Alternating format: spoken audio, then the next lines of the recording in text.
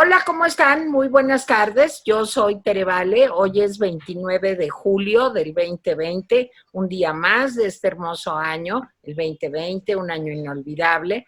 Y estoy muy contenta de estar con ustedes. Ya se está ahogando Miguelito. Estoy muy contenta de estar con ustedes y saludo a Jaime Guerrero. Jaime, ¿cómo estás?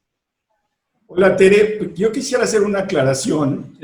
Hoy nos acompaña miércoles Miguel González Compeán porque él mañana no puede. Entonces María Elena amablemente cedió su lugar hoy miércoles y María Elena estará mañana jueves. Lo digo por todos los admiradores que tiene María Elena, que seguramente cuando aparezca Miguel van a estar muy decepcionados de que ni gorrita trae. Pero Pero bueno, ¿cómo, de Miguel? cualquier forma, bienvenido Miguel. ¿Y tu Muchas gracias, gorra? Jaime. Y no traje gorra, pero sí le prometo a todo el público en general que vamos a hacer el calendario de Malala. Ese es nuestro gran objetivo, hacer el calendario de Malala, todo acá en Puerto Escondido, y va a salir muy bonita. Exacto, levantaremos el rating. Sí. Así es. Bueno, Jaime Guerrero, vas con las malas de hoy. Vas. Bueno, hoy la mañanera en buena medida se dedicó a cuestiones de género. Estuvo la secretaria de Gobernación y la titular de Mujeres y otras funcionarias que tienen esa encomienda. En general, bueno, pues el presidente ya sabemos que su tema son las cuestiones de género. Él no entiende eso, y cada vez que habla de eso hace gala de que tampoco de eso entiende, ¿sí? Entonces, en fin, hoy dijo que como nunca se ha procurado igualdad, ¿sí? Se aventó esa frase, que se está procurando la igualdad económica social porque se está ayudando mucho a las mujeres más pobres. O sea, él entiende que igualdad se reduce a eso, ¿sí? Sí, pasa por eso, pero no es nada más eso. Y dice que su gobierno ha procurado que las mujeres tengan igualdad con relación a los hombres y que en los beneficios, en todos los programas que tiene, pues haya igualdad. Que antes los programas estaban dedicados solo a los hombres. Pues déjenme decirles que esa es otra mentira más del presidente. ¿Por qué digo que es una mentira? Miren, yo recuerdo que el primer programa específicamente para mujeres, en el que yo tuve oportunidad de ver como funcionario público, fue un programa que la Secretaría de la Reforma Agraria impulsó la entonces subsecretaria Beatriz Paredes. Y era una cosa que se llamaba la unidad campesina, no, la unidad productiva de la mujer campesina, ¿sí? Y a partir de ahí, pues muchas secretarías y gobiernos tuvieron programas específicamente para mujeres. Si fueron exitosos o no, bueno, pues esa es otra historia. Si fueron criticables o no, también es otra historia. En general, debo decir que los gobiernos federales no han sido claramente proclives a políticas de género bien diseñadas. Ha habido, sí, mujeres y hombres que saben del tema dentro del gobierno, pero en general el gobierno como tal ha quedado a deber en términos de políticas públicas de género. Pero bueno, pues la frase del presidente que es la primera vez que no hay programa solo para hombres, pues ahí quedará como una mentira más de las que acostumbra decir, y que pues yo no sé si se cobijan estas mentiras con base en la ignorancia o en el olvido de la gente. Dieron un informe, me parece que pues detallado, ¿sí? La titular de Gobernación, Olga Sánchez Cordero, habló de un grupo intersecretarial de estrategia contra violencia, el GIEV, ya ven que les encantan esos títulos, y dijo que bueno, pues que sí, que está ayudando a muchas mujeres. 600,000 mujeres han sido atendidas por medio del 911. Bueno, déjenme decirles que desde que yo tengo memoria, siempre que se habla de políticas de género, se habla que hay un esfuerzo intersecretarial. Sí, claro. Siempre. Transversal. Aquí estamos todas las secretarías, etcétera, etcétera. Y esa transversalidad, que así se le llama, pues la verdad es que a veces resulta en nada o a veces resulta en muy poco. Me da la impresión de que estamos otra vez ante el mismo lenguaje y con los mismos resultados, ¿sí? Porque yo me pregunto, ¿qué significa cuando dice la secretaria que ayudan, que han atendido a 600,000 mujeres? ¿Significa que tomaron nota de su queja, que las van a proteger, que van a iniciar procesos contra los violentos, que las van a ayudar a reubicarse o qué? Esa es una pregunta válida. Luego dice que han ejercido 554 millones de pesos del presupuesto en programas de atención a mujeres y que se han atendido a 100,000 mujeres. Ahora, otra vez, son datos y datos y datos. Tere, ¿cuántas veces hemos oído ese, Tere Miguel? Hombre. Hemos oído eso, y la verdad es que, para desgracia, en este sexenio ni siquiera hay evaluación de los programas.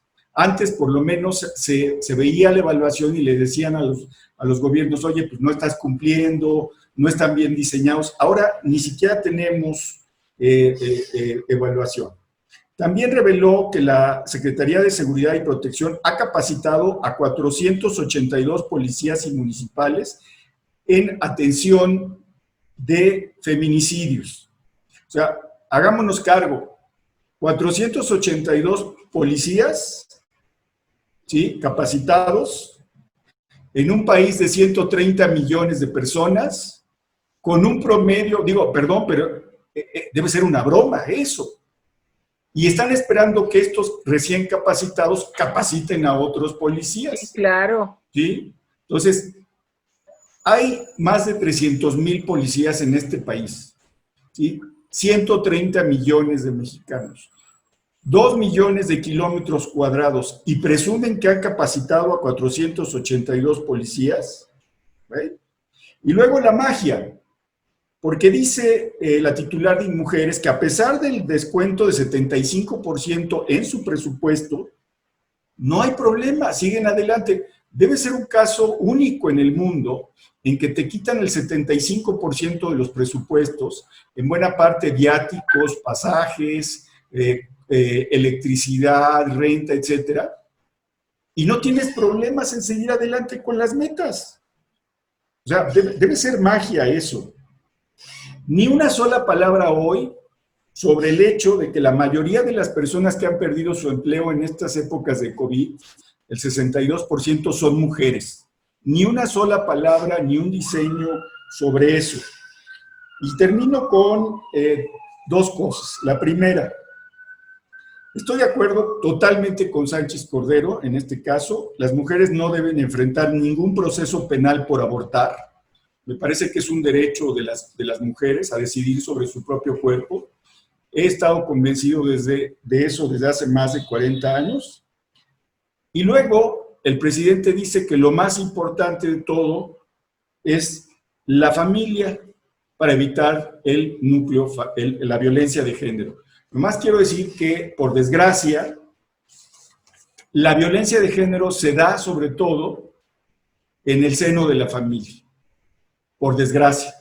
Si ven ustedes las estadísticas de mujeres golpeadas, asesinadas, fracturadas, etcétera, la mayor parte de las veces es por alguien conocido. Y ahí dejo el tema. Miguel. Pues Jaime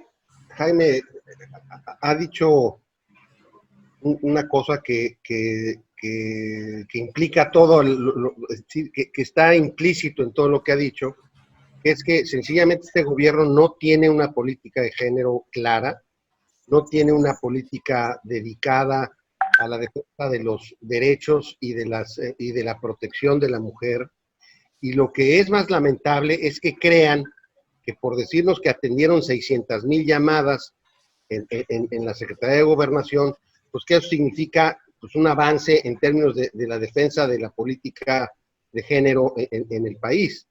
Es una tristeza porque, como dice Jaime, que llama una mujer, le responden del otro lado, hola, ¿cómo se llama usted? ¿En dónde vive? ¿Cuál es su queja? Pues fíjese que me está golpeando mi marido. Ah, pues cómo lo lamento, le deseo la mejor de las tardes y cuelgan, o sea, ya no pasa nada, o sea, no pasa nada. Sí. Así es. Entonces, una vergüenza. Sí, ojalá no la maten, señora, ¿no? Sí. Ahí nos avisa. Nos avisa si la matan, señora, por favor, Exacto. porque preocupados tenemos que ir llevando la cuenta de cuántas mujeres han matado y cuántas han golpeado y cuántas todo lo demás que yo haya visto nunca para una persona. Ahora, para alguien que se dice que es de izquierda, pues no, todavía más retardataria aún, ¿no? Entonces, sí es muy lamentable y es una pena porque, fíjate, nos la pasamos entre mentiras, como dice Jaime, y el avión, viendo a ver si el avión, los secretarios de Estado de la... Y se bañaban, se bañaban. Los secretarios y el presidente de la 14ª economía más grande del mundo, pues no es una pena que se bañen y que se sienten en sillones, claro. Me dio mucha pena ver el asunto y ver cómo el coronel le decía, oiga, pues, use el avión, señor presidente, se está nomás deteriorando y usted no lo usa. Y, o sea, en fin, sí asombra que le pueda dedicar una conferencia mañanera al tema y que luego cuando le pregunten sobre cuestiones de género, pues se salga por peteneras, o sea, que se vaya ahí por ahí a ver dónde una respuesta y a sostener una serie de mentiras, pues que todo a la luz de... Mira, lo voy a poner muy sencillo, el programa de ayuda Progresa y estas cosas, el dinero se le daba a las mujeres porque ya sabían que los hombres se lo iban a beber, hombre.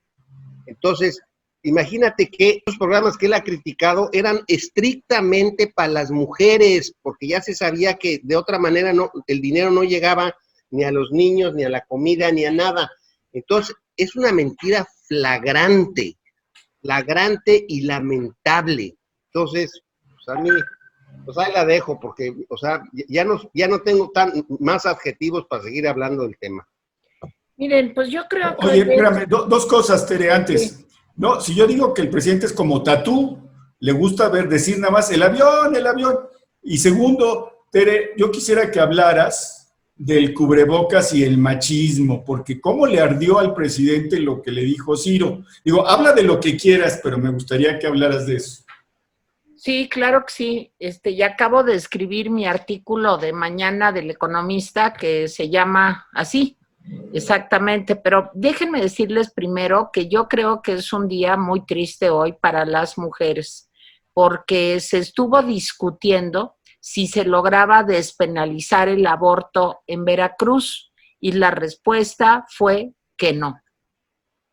Esto fue discutido en la Suprema Corte de Justicia. Ustedes saben que en México la mayoría de los estados de la República está penalizado el aborto, a menos, dicen, que sea por violación o porque esté en riesgo la vida de la madre. Pero por todo lo demás está penalizado. Lo que ha pasado desde que aquí en la ciudad está despenalizado el aborto es que las mujeres que necesitan abortar o toman la decisión de abortar, pues vienen a la Ciudad de México, pues porque la situación es muy complicada. Pero lo más grave de todo esto, y a esto se refirió Olga Sánchez Cordero, es que pues, ninguna mujer puede ser que pise la cárcel porque abortó o porque quiso abortar.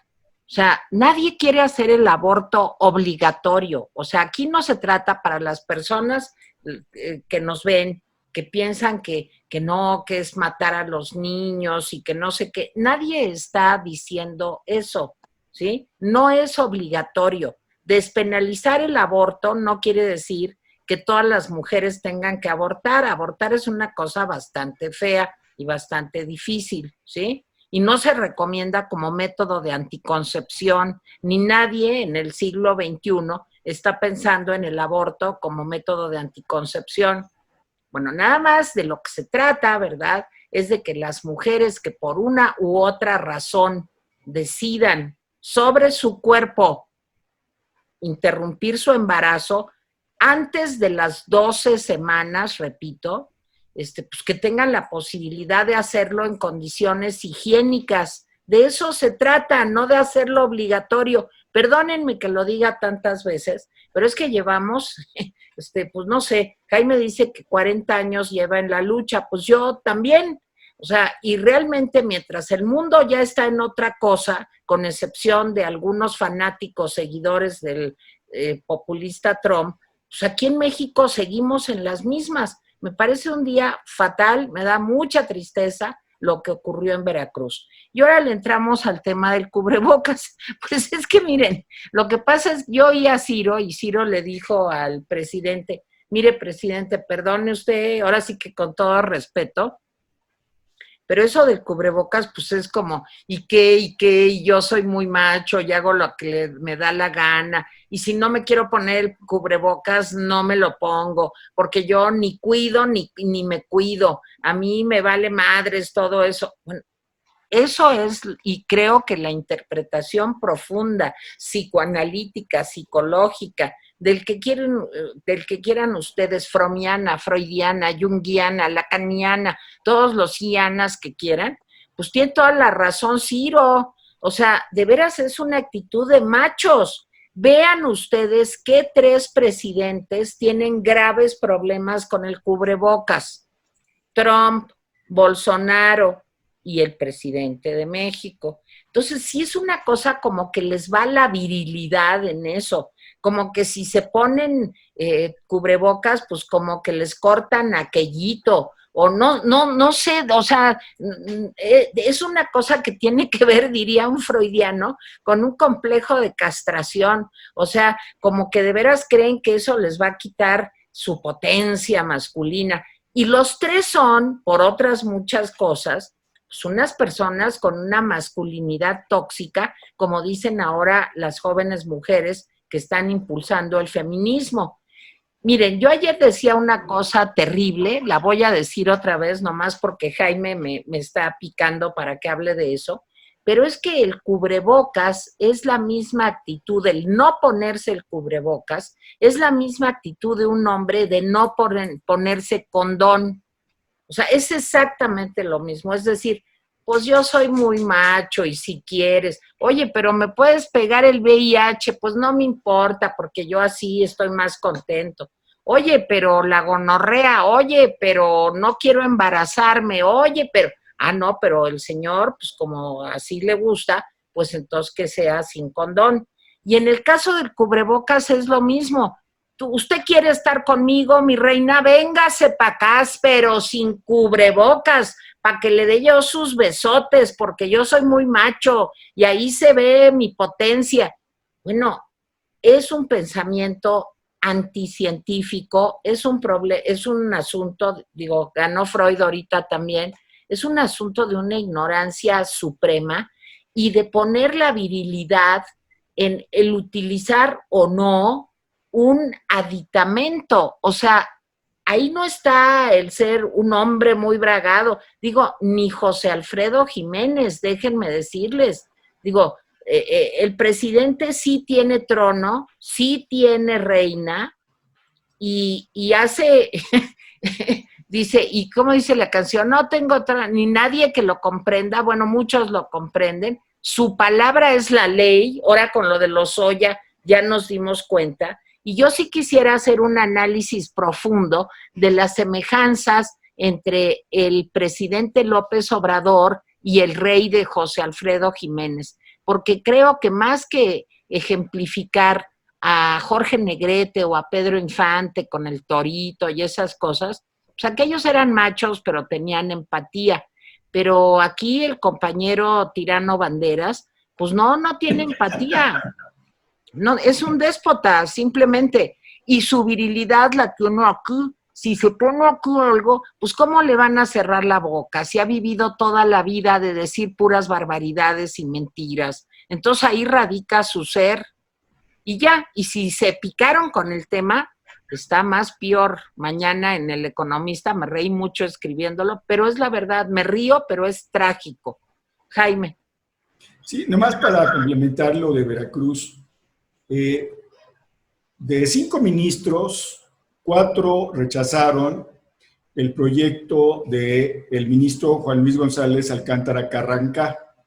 El ministro Alcántara Carrancá proponía despenalizar el aborto en Veracruz por ser violatorio de los derechos humanos de las mujeres.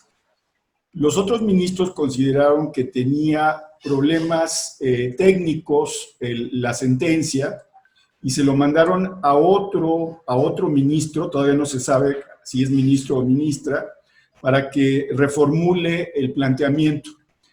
La discusión es de fondo, porque el ministro González Alcántara Carrancá, argumenta que sí hay obligatoriedad de México en asumir este tema, porque ha firmado convenios internacionales, ¿sí? Y que esos convenios internacionales, recordemos que los acuerdos internacionales tienen un estatus importante, o sea, Constitución y acuerdos internacionales firmados son parte de la trama legal jurídica de México. O sea, no es, pues firmo un acuerdo y a ver quién se acuerda. No, o sea, tienen obligatoriedad de ley. Perdón que me esté metiendo en estos asuntos que son competencia de Miguel, y seguramente lo estoy diciendo mal, pero bueno, ahí va. Entonces, el ministro Alcántara Carrancá decía, sí tenemos un marco. Y los otros 4 ministros dicen que la Constitución pues, no establece ninguna obligatoriedad a los estados para que legislen en un sentido o en otro, o sea, en prohibirlo o permitirlo. Y de nuevo, el ministro ponente lo que decía es, sí hay una obligatoriedad en los acuerdos internacionales. En fin, yo quisiera simplemente decirles que aunque no sean ustedes expertos, no pierdan de vista que es un asunto de fondo. O sea, es un asunto, me parece que la primera sala fue terriblemente conservadora en este caso. Ya nos dirá Miguel de qué se trata. Paso a otro tema rápidamente. Le preguntaron al presidente, pues, ¿qué onda con la militarización? Desde hace días el ejército, desde hace semanas, meses, el ejército se ha metido en 13 actividades, según el periódico El Universal, que son o deberían ser privativas de las autoridades civiles, desde la construcción, el manejo de las pipas, etc. Entonces, le preguntaron al presidente si esto no es militarización. Estoy parafraseando la pregunta, pero la pregunta iba en ese sentido. Y el presidente divagó, y ya ven que hay frases y palabras que no le gustan. Militarización, creo que le levanta los pelos. Entonces divagó, y dijo que finalmente los militares son más eficientes, ¿sí? Dijo que los ingenieros militares eran más eficientes. Seguramente, ¿qué pensarían los ingenieros civiles, por ejemplo, ¿no? Han de estar muy contentos con ese calificativo, sobre todo porque los ingenieros civiles en este país tienen una larga trayectoria de construcción portentosa de obras. ¿sí? Así es. Muchas obras no se hacen, pero no por culpa de los ingenieros civiles, sino por culpa de cuestiones políticas o presupuestarias. Pero el presidente dice que confía más en los ingenieros militares y que además, como hay corrupción, los militares le están ayudando a cuidar esa parte. Otra vez, desde los 80s que empezó a utilizarse el ejército y la marina para actividades distintas a las que fueron concebidos, hubo estudios que señalaban que el problema de meter a los ejércitos en cuestiones civiles y a meterlos en la lucha contra grupos de delincuencia organizada es que tendían a corromperse. Así es el asunto. O sea, desde los 80 está eso. O sea, estudios. Y bueno, yo podría relatar cómo muchos, pues hay casos en donde están documentados que se han dedicado a todo género de cosas ilegales. Pero bueno, el presidente sigue pensando eso y me parece lamentable. Miguel. No, bueno, vamos a lo primero. En efecto, es muy grave lo que se decidió hoy en la primera sala, porque va en contra de la tesis que ya se había establecido, por cierto, por la ministra entonces, Sánchez Cordero, de que las mujeres tenían derecho a su cuerpo y a tomar decisiones en un lapso determinado de tiempo. Y eso se convirtió en tesis, digamos, de la Suprema Corte y por lo tanto prácticamente en legislación. Pero aquí las palabras cuentan, Jaime. No se trata de que se permita el aborto o que no se permite el aborto. Se trata de despenalizarlo, es decir, que si una mujer recurre a ello, no sea acusada, por cierto, ¿por quién? O sea, ¿quién la va a acusar de eso? O sea, el doctor que la opera, pues obviamente es cómplice de ella. El papá de aquel producto sería extraño, porque obviamente o no está involucrado o está fuera, etcétera. O sea, tiene muchos pero problemas. sí la denuncian, sí las denuncian. Yo sé que las denuncian, pero... Terrible.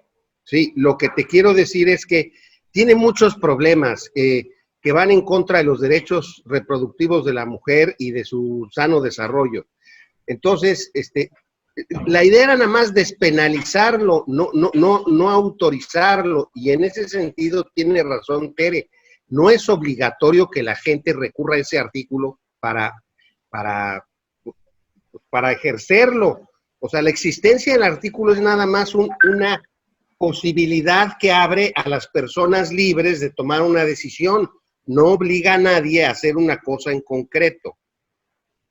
Eso es muy importante. Tú no sabes, cuando yo estuve en la Asamblea Legislativa del DF, llegaban los grupos de Provida, decían, ¿cómo van a ustedes a autorizar eso? Y yo les decía, miren, es que eso va en contra de la manera en la que Dios quiere que vivamos. Y les decía yo, pues fíjese usted que ya estamos perdidos, porque hoy el 25% o 27% de las mujeres son madres solteras, no son de familias biparentales, etcétera, etcétera. O sea, ya Dios ya fracasó, digamos, en cómo deberían ser. Entonces, o sea, no se trata de que lo usen, sino es obligatorio, es nomás abrirle la posibilidad a las personas con libertad de tomar decisiones. Eso es una. La otra cosa que Jaime pone sobre la mesa me parece muy importante. No solo es que existan estudios, nosotros en México, Jaime, hemos tenido ya la experiencia con varios generales encargados de resolver problemas de seguridad pública o de luchar contra el narcotráfico que acaban en la cárcel por ser cómplices de los grupos delictivos. Peor en un lugar, en las aduanas y en los puertos, donde evidentemente, primero no hay capacidades técnicas. O sea, dense cuenta, nada más en el puerto de Manzanillo, entra el 40% de toda la mercancía que México importa. ¿Quién diablos va a tener la capacidad para evitar que entren mercancías prohibidas? O sea, eso es un sueño. Eso se logra con más personal civil, con tecnología, etcétera, etcétera. No se logra poniendo unos marinos ahí que además van a estar sometidos pues a las peores tentaciones. Pues. Sí. Entonces, digo, pero en el fondo lo que estamos presenciando es una cosa que a mí sí me preocupa. O sea, si los militares y los marinos son más eficientes que los civiles, bueno, pues ¿por qué no gobiernan los militares y los civiles? Pues que gobiernen ellos, porque son mejores que nosotros, ¿no? O sea, eso es lo que está diciendo. O sea, es lo que está diciendo el presidente. Pues miren, todos los civiles somos unos ineptos, y somos ineficientes y somos corruptos. Entonces, pues mejor que gobierne el ejército. No, bueno, pues eso sí ya es claudicar por todos los lados. O sea, ya bueno. Por eso traes esa camisa el día de hoy, ¿verdad? Traigo esta camisa un poco hawaianesca, pero... No, perdóname, es como de camuflaje. No lo niegues. Te estás adaptando a los nuevos tiempos, Miguel. Ya sabes que yo siempre me voy acomodando, Tere. Exacto. Híjole, nos ha fallado un poco, Miguelito. Tienes toda la razón. Pero bueno, o sea, el mensaje es muy malo, Jaime, como tú bien dices, pues si son mejores aquellos, pues que gobiernen aquellos y no nosotros, o sea, es lanzarse un disparo en el pie, es dispararse en la pierna y decir, bueno, pues si somos nosotros tan idiotas, o al revés, que es todavía peor y denigrante para el ejército. O sea, yo los mando, pero ustedes no gobiernan. Bueno, ¿quién va a pagar los platos rotos dentro de unos años? O sea, si el ejército no resuelve como el presidente quiere, pues entonces se le van a ir al ejército encima. Yo ya sé de gente, de amigos y de personas razonables en el ejército que están muy preocupados por las responsabilidades que les están dando sin facultades y sin capacidades. Entonces, pues ahí se queda. Bueno, pues yo quiero volver al tema de la mujer porque por estarles contando el chisme de Ciro y el machismo y pues no hablamos del tema que para mí es más importante y es los feminicidios y la violencia contra la mujer.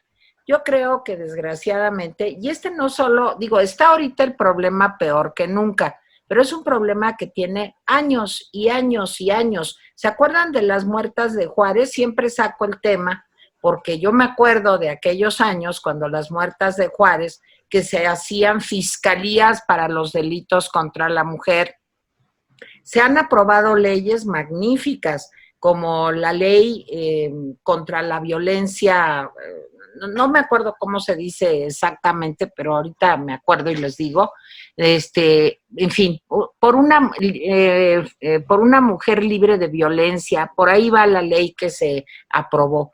No más que les quiero decir que por leyes aquí no paramos. O sea, hay muchísimas leyes que protegen a la mujer, que hablan de la transversalidad de la política de género, de que no puede haber doble jornada como el suplemento de Sara Lovera en la jornada, que no puede haber discriminación, que salario y trabajo igual, salario igual. Todos nos sabemos las frases.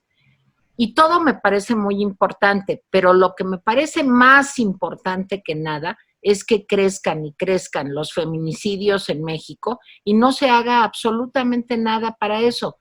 Perdón, la señora Sánchez Cordero, pues yo pensé cuando llegó a la Secretaría de Gobernación que teniendo una facultad pues tan importante como la tiene un secretario de Gobernación, pues ella iba a poner dentro de sus prioridades y por su actuación, como recordaba Miguel, como ministra de la Suprema Corte, pues yo pensé que esto haría que ella tuviera un especial aprecio, interés, voluntad política para atender estos asuntos. Desgraciadamente no es así. Y los feminicidios es un tema tan importante. Fíjense de qué tamaño les digo yo. Y no crean que porque soy mujer, si fuera yo hombre, yo les diría lo mismo. Es un problema tan importante como la violencia en general en México, o más, porque tiene dedicatoria, porque va a un segmento de la población y porque, como decía Jaime, lo más espantoso es que adentro de tu casa es donde recibes más agresiones. No solamente físicas, también hay violencia psicológica, se los digo como psicóloga, que genera daños permanentes en la personalidad de una mujer. También hay violaciones dentro de la familia. También, digo, yo, ¿qué les puedo decir? Muchas mujeres me cuentan de el tío que violó a la hija de una persona que conozco, pero la familia no le cree porque dicen que la niña es muy inventora, porque hay una cultura machista, pues que hace que las mujeres estemos desacreditadas, ahora sí que desde antes. Entonces, yo lo que les rogaría es que de veras hiciéramos presión en los medios, la ciudadanía en general, pues para poder atender este problema. Es un problema de vida o muerte para las mujeres. Jaime. Sí, dos temas por último, estando de acuerdo contigo en el tema de los feminicidios. Dos temas, uno corto, pero me pareció pues alarmante. Dice el presidente que el próximo lunes la Secretaría de Educación Pública va a presentar una propuesta para el regreso a clases ante la pandemia de coronavirus. Miren, se pensaba que a estas alturas del calendario, digamos, ya terminando julio, pues la pandemia ya sería cosa del pasado. O sea, todo lo que nos decía el presidente es ya van a ver, ya pronto, todo lo que nos decía López-Gatell, que en junio íbamos a ir puestos, etcétera, todo eso se ha rebasado. Nos acercamos al escenario más catastrófico, no que diga yo, sino que dice López-Gatell, 60,000 personas fallecidas. Cada día nos acercamos más a ese escenario catastrófico. Para estas alturas decía, pues bueno, ya no va a haber y vamos a poder regresar a clases. Lo real es que no hay condiciones para regresar a clases de manera presencial. Ese es un lío para el secretario de Educación. Es un reto para México también, para el gobierno de López Obrador. Pero también sabemos que hay muchos chicos y chicas que no tienen la infraestructura necesaria para tomar clases por otros medios. Me parece que es una cosa entre la espada y la pared. Vamos a ver, el pasado año, cuando se terminó, pues la SEP recurrió al radio, a la televisión abierta, a la televisión vía cable, a redes sociales, a YouTube, en fin, desplegó todo un esfuerzo importante. Vamos a ver este año escolar que empieza pronto, cómo se resuelve esto. Ojalá se resuelva pensando en el bienestar y solo en el bienestar de niños, niñas, jóvenes y maestros y maestras. Ojalá cualquier cosa que se decida en esos parámetros. Habrá estados en donde podrán regresar a clases presenciales, habrá estados en donde no. Pero me preocupa una cosa que ustedes saben muy bien. Incluso en algunos países en donde dicen, no, pues ya pasamos lo peor, vamos a regresar a la vida, han tenido que volver a cerrar en varias zonas, Alemania, Corea del Sur, en España, China, España, etcétera. Florida, en Estados Unidos. Que regresa el bicho. ¿Sí? Estados Unidos es la muestra más clara de que se abrieron y luego tuvieron que volverse precipitadamente a cerrar. Entonces, vamos a ver cuál es la decisión. Me parece que es una decisión difícil. Ojalá las madres y los padres y los tutores pues, estén atentos a esto.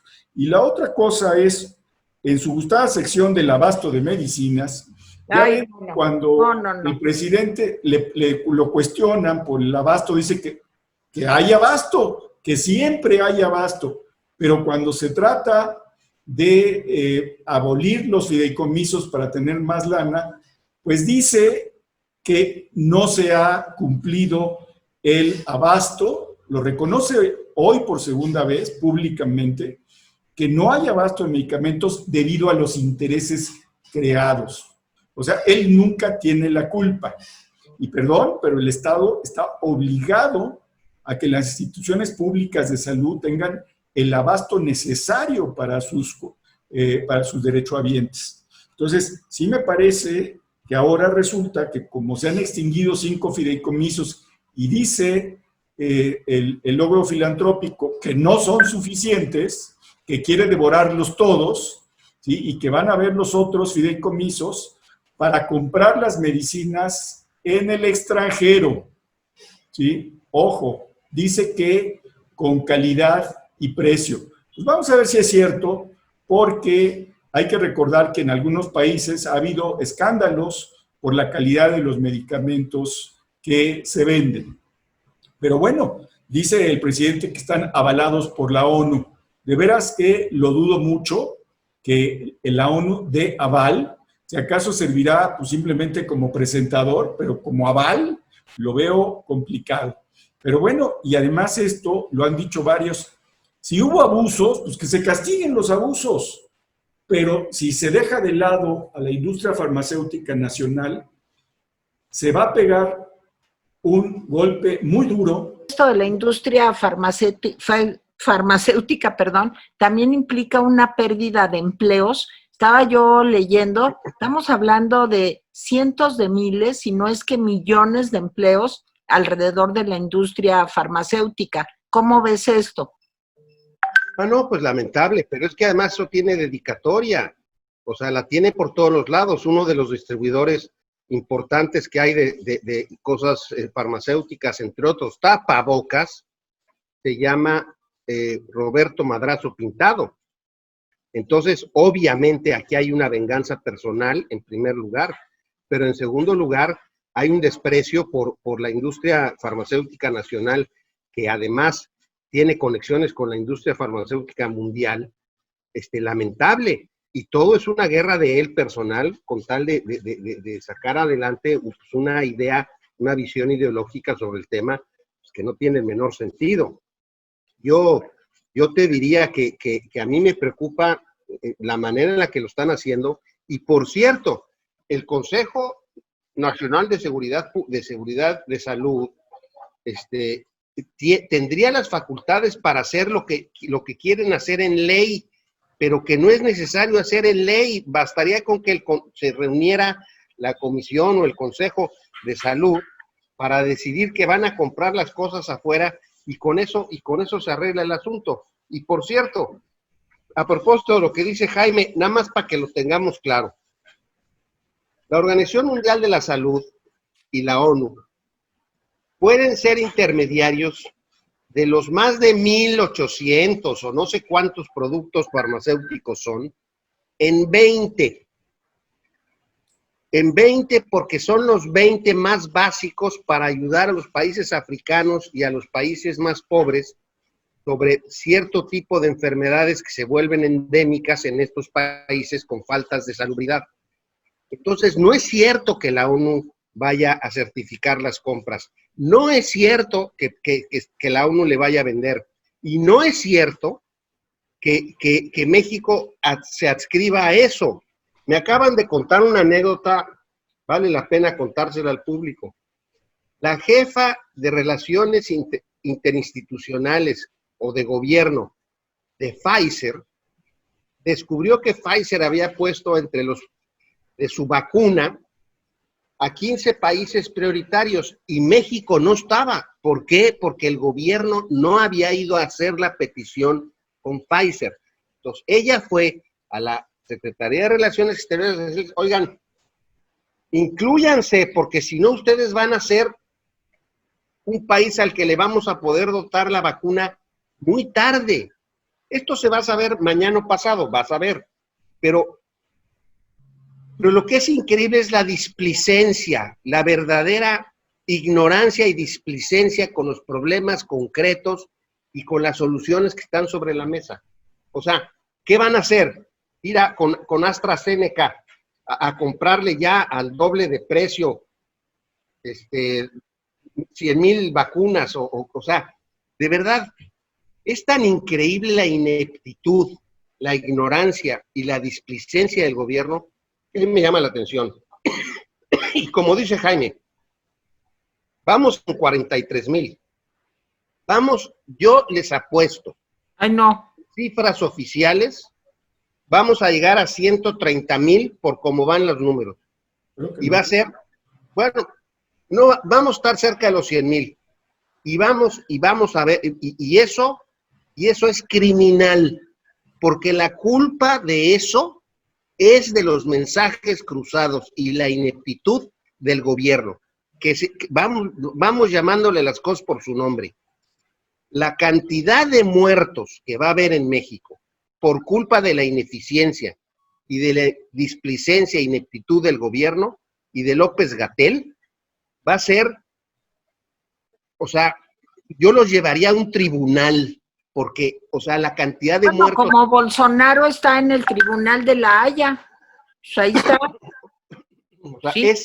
es criminal. Bueno, mira, yo lo que te voy a decir que de lo de la industria farmacéutica, ahorita estaba yo checando los datos y estamos hablando de alrededor de 600,000 empleos entre directos e indirectos. O sea, es una situación de veras, no solamente, fíjate, te voy a decir todos los problemas que vienen. No va a haber abasto para las personas que ya vienen arrastrando desde hace 2 años un problema gravísimo de abasto. No va a haber abasto. Estamos hablando de los niños con cáncer, de los diabéticos, de los hipertensos, de las personas mayores que también tienen enfermedades crónico-degenerativas y que no hay medicamentos. Si estos 2 años han sido de terror, prepárense, porque no hay un abastecimiento, digamos un backup o una reserva que les permita seguir surtiendo medicamentos en lo que llegan. Segundo, medicamentos de muy baja calidad. O sea, realmente los medicamentos no sabemos ni dónde los van a comprar, ni dónde están certificados, ni qué calidad tienen. Y tercero, un desempleo aún mayor. Los datos de Coneval ayer hablaban de que alrededor de 15 o 16 millones de personas están sin empleo a partir de todo el desastre que estamos viviendo. Se habla de que el 70% de la población o 71% están, digamos, que en condiciones de pobreza alimentaria. ¿Eso qué quiere decir? Pues que no te alcanza más que para medio comer y a veces ni para eso. Entonces, añadirle a esto 600,000 empleos entre directos e indirectos por, la ruina de la industria farmacéutica nacional. Y lo que tú dices, Miguel, que es muy importante, bueno, y las vacunas, vamos a suponer que vinieran con una crisis de este tamaño, ¿qué va a pasar? Y te pido un comentario final. Yo lo que te diría es que estamos en una situación lamentable. A mí me parece la ceguera del gobierno, me parece lamentable. Y creo que, como dices, vamos a vivir todavía unos meses o unos años muy, muy difíciles, muy inciertos y sin ninguna certeza. Yo espero que esto... Unos años, se está hablando de la década perdida, del sexenio perdido, se está hablando de que por ahí en 2025 a lo mejor la situación económica empieza a mejorar. ¿Por qué no crees en los 130,000 muertos? A ver, explícame eso. No es que no crea, ojalá que no. No es que no crea, pero ojalá que cuando yo digo que nos acercamos a 60 o cuando dice Miguel a 130, pues ojalá que nos equivoquemos, eso me daría más gusto. Pero claro, así como vemos las cosas, que un día hay 300, acuérdense que los fines de semana siempre baja, sí, pero entre semana tiende a subir. ¿Sí? Entonces, sí me parece que pues, ya estamos en una situación pues, muy grave y que el gobierno a través de López Obrador y López-Gatell pues siguen hablando de tonterías como el avión y no sé qué, y aprovecho otra vez, o de Lozoya, que siendo acusado por desvíos y enriquecimiento y no sé qué más, por más de 8,000 millones de pesos, pues está tranquilamente en un hospital de lujo con su brazalete, bueno, con su ajorca en la patita. Sí, mientras entonces, Rosario tiene un año en la cárcel, por un delito mucho menor. Por una licencia de conducir que ella no sacó. Pero en fin, o sea, esto es la discrecionalidad, pero más allá de eso, pues yo espero, hoy está declarando Lozoya una serie de cosas, pues espero que se compruebe todo esto y no quede, como dirían muchos, simplemente en un show mediático. Nada más comento algunos mensajes rápidamente antes de que se me corte el internet. Sí. Pues hay muchas protestas porque Mónica culpa a los perros de la esquina. Dice que los perros de la esquina son totalmente inocentes y son mejores y más inteligentes. Bueno, de acuerdo. También Vainilla y Canela y Luis me hablan de cuál es el porcentaje o cuál es el número de infectados por la población activa.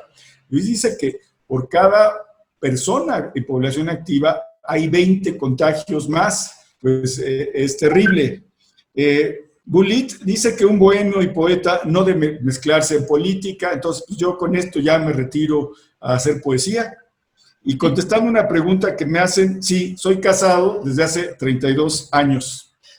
Entonces, ándale, te van a proponer matrimonio. No, nomás me preguntaron, no hay nada sobre la mesa todavía.